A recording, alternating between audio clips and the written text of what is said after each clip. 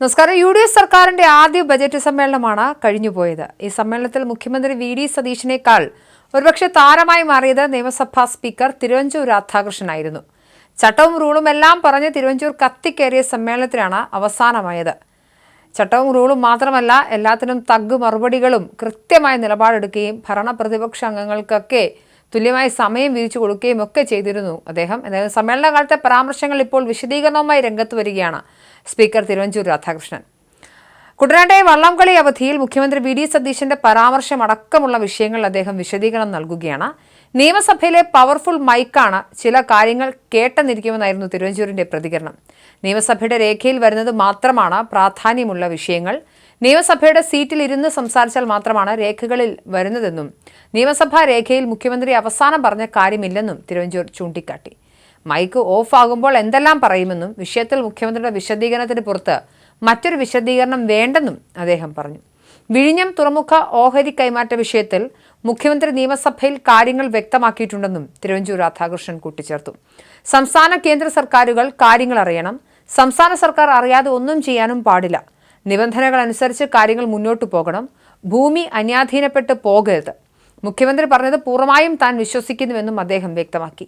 മുൻമന്ത്രി K. രാജനെ താൻ പ്രോത്സാഹിപ്പിച്ചതേയുള്ളൂ. സഭാ നടുത്തളത്തിൽ നടക്കുന്ന കാര്യങ്ങൾക്ക് ചില നിയന്ത്രണങ്ങളുണ്ട്.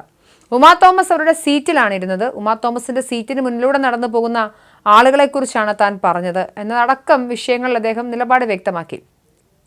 ഉമാ തോമസ് MLA സംസാരിക്കാൻ എണീറ്റപ്പോഴാണ് ഉമാ തോമസിനോട് ഒരു നിമിഷം എന്ന് പറഞ്ഞതിന് ശേഷം സഭയിൽ അങ്ങോട്ടും ഇങ്ങോട്ടും നടക്കുന്ന ആളുകളെ സ്പീക്കർ ശാസിച്ചത്. ഇത് ഉമാ തോമസിനോട് പറഞ്ഞതാണ് എന്ന രീതിയിൽ പ്രചരിപ്പിച്ചിരുന്നു. എന്നാൽ അതങ്ങനെയല്ല എന്ന് വ്യക്തമാക്കുകയാണ് അദ്ദേഹം. എന്തായാലും ഏറ്റവും നല്ല നിയമസഭാംഗങ്ങൾ ഒരാളാണ് ഉമാ തോമസ് എന്നും തിരുവഞ്ചൂർ രാധാകൃഷ്ണൻ പറയാൻ മറന്നില്ല. സഭയിൽ സന്ദർശകർക്ക് കടുത്ത നിയന്ത്രണം ഉണ്ടാകില്ല എന്നും അദ്ദേഹം ചേർത്തു പറഞ്ഞു. റീസണബിൾ നിയന്ത്രണം ഉണ്ടാകണമെന്നും സഭ ജനങ്ങളുടെ വകയാണെന്നും അദ്ദേഹം വ്യക്തമാക്കി. നിയമസഭയിൽ റജി ചെറിയാൻ ചമ്പക്കുളം മൂലം വള്ളംകളിക്ക് പ്രാദേശിക അവധി വേണമെന്ന് ആവശ്യപ്പെട്ടിരുന്നു.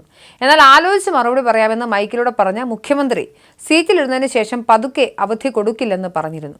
പക്ഷേ മുഖ്യമന്ത്രി പറഞ്ഞത് മൈക്കിലൂടെ ചെറിയ രീതിയിൽ പുറത്തേക്ക് കേൾക്കുകയും ചെയ്തു. വിഷയം വലിയ വിവാദങ്ങൾക്ക് കാരണമായിരുന്നു. കേരള നിയമസഭയിൽ സ്പീക്കർ പദവിയിൽ തിരുവഞ്ചൂർ രാധാകൃഷ്ണൻ നടത്തുന്ന പ്രകടനം സഭാംഗങ്ങളെ ഒരുപോലെ അമ്പരപ്പിച്ചിട്ടുണ്ട്. തിരുവഞ്ചൂർ സ്പീക്കറായപ്പോൾ സംശയം പ്രകടിപ്പിച്ചവർ പോലും ഇപ്പോൾ അദ്ദേഹത്തിന്റെ പ്രവർത്തനശൈലിയെ കയ്യടികളോടെയാണ് സ്വീകരിക്കുന്നത്. സഭയിലെ ചില അംഗങ്ങളുടെ പ്രായത്തേക്കാൾ കൂടുതൽ സഭാപരിചയമുള്ള അദ്ദേഹത്തിന്റെ അനുഭവ സമ്പത്ത് ആ കസേരയിൽ നിന്നുള്ള ഓരോ നീക്കത്തിലും പ്രകടമാണ്. കുറുക്കിക്കൊള്ളുന്ന ഒറ്റവാക്കുകളിലൂടെയും മൂർച്ചയുള്ള വാചകങ്ങളിലൂടെയും സഭയെ നിയന്ത്രിക്കുന്ന അദ്ദേഹത്തിന്റെ ശൈലി പ്രതിപക്ഷത്തെ പോലും നിശബ്ദമാക്കാൻ പോന്നതാണ്.